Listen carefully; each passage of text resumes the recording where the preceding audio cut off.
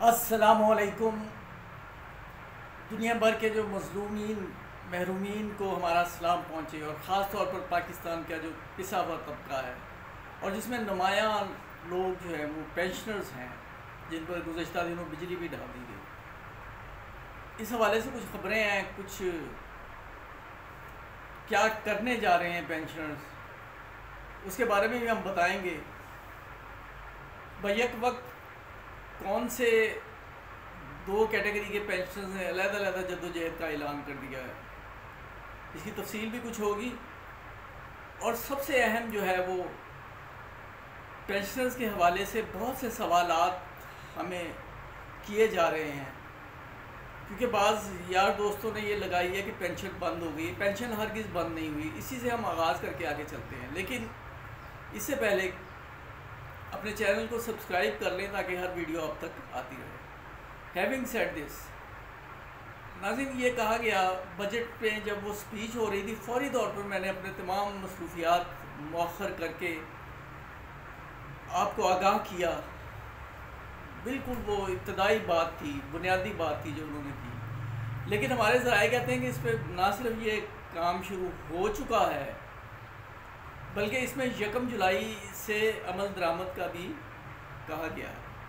لیکن پینشنز کے حوالے سے جو میں نے بات کی تھی اس میں تھوڑی سی وضاحتیں درکار ہیں۔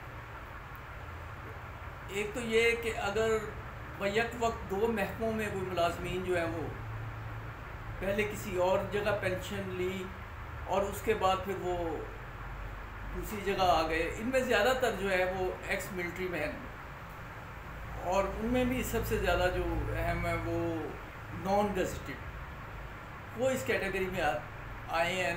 1980 کا بھی ایک نوٹیفکیشن نکلا تھا، پہلے انہیں لاسٹ پے سلپ پہ لیا گیا کہ جو لاسٹ پے ڈرا کر رہے تھے بجائے انیشیل کے ان کی فریش اپائنٹمنٹ پہ انہیں وہ کیا جاتا تھا۔ آج کل اللہ جانے کیا رولز ہیں، لیکن بہرحال یہ بتانا مقصود ہے کہ پینشن جو سرکاری ہے، اس سے پہلے اگر خدا نخواستہ بیوہ کا بھی انتقال ہو جاتا تو یہ دیکھا جاتا تھا کہ کوئی بیٹی یا کوئی بیٹا موجود ہے نابالغ، اور بیٹے کو سن بلوغت تک، جبکہ بچی کو شادی کرنے تک وہ ہوتی تھی، اور اگر ان میں سے بھی کوئی نہیں ہوتا تھا تو بیوہ جو بیٹی ہے اسے دیا جاتا تھا، اور اگر بیوہ بیٹی بھی نہ ہوتی تو اس صورت میں جو ہے وہ غیر شادی شدہ بہن اور یا غیر شادی شدہ بیوہ، یہ سلسلہ جاری تھا۔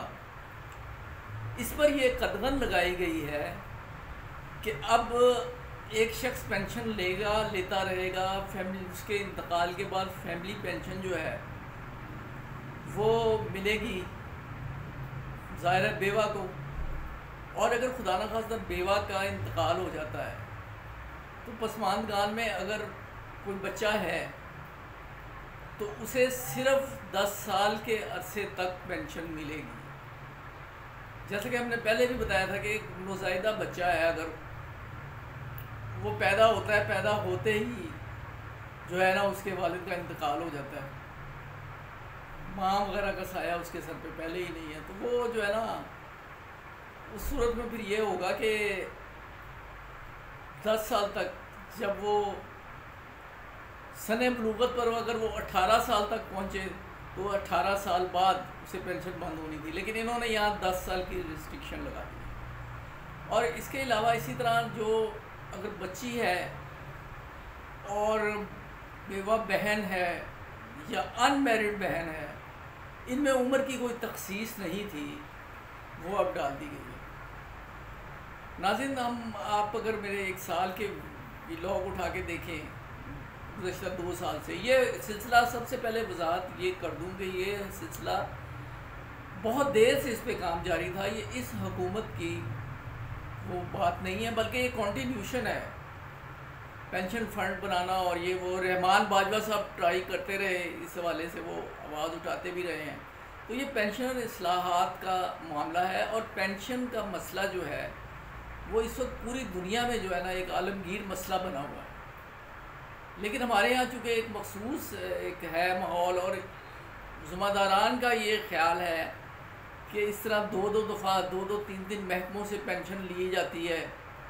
مثال کے طور پر اگر خاتون جو ہے وہ ملازم تھی، اس کا وہ رنڈوا جو ہے اسے ملتی ہے، اور اس طرح دوسری چیزیں ابھی وضاحت آئے گی. لیکن یہ 2 پینشن جو ہے نا یہ بھی ختم کر دی گئی. بیک وقت 2 یا 2 سے زائد پینشن کوئی نہیں لے سکے گا. یہ میرا خیال ہے کہ اس میں آپ کی تسلی ہو جائے گی. مکمل اعداد و شمار سے میں ہمیشہ گھبراتا ہوں.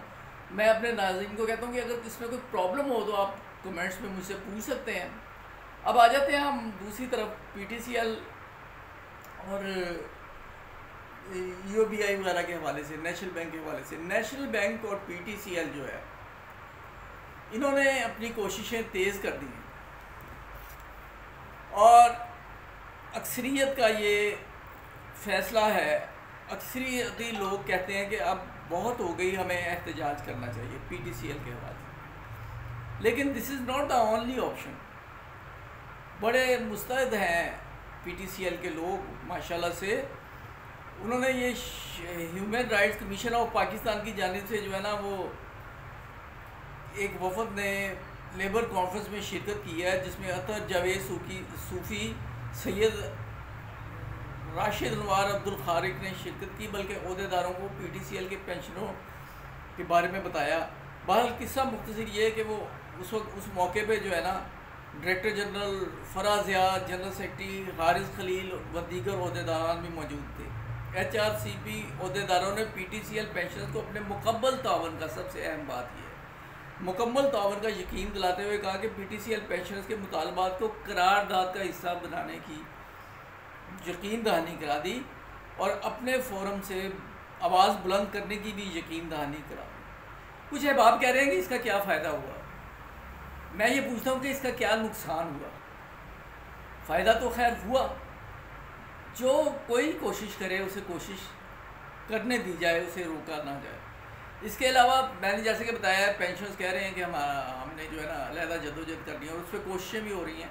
اور نیشنل بینک آف پاکستان کے حوالے سے تو انہوں نے یہ ٹھان لی ہے کہ اب دیکھا جائے گا کچھ عرصہ، کیونکہ صریحاً ان کے ساتھ یہ زیادتی ہو رہی ہے کہ اتنی بگ گنز نے یہ کہہ دیا صدر صاحب کو. صدر صاحب نہ جانے کس کی ڈکٹیشن پہ چل رہے ہیں کہ وہ کان نہیں دھر رہے اپنے وزیر خزانہ کی بات پر، گورنر اسٹیٹ بینک کی بات پر، قائمہ کمیٹی کی فنانس کمیٹی کے چیئرمین اور دوسرے لوگوں کے کہنے پہ. نہ جانے کیا وجہ ہے.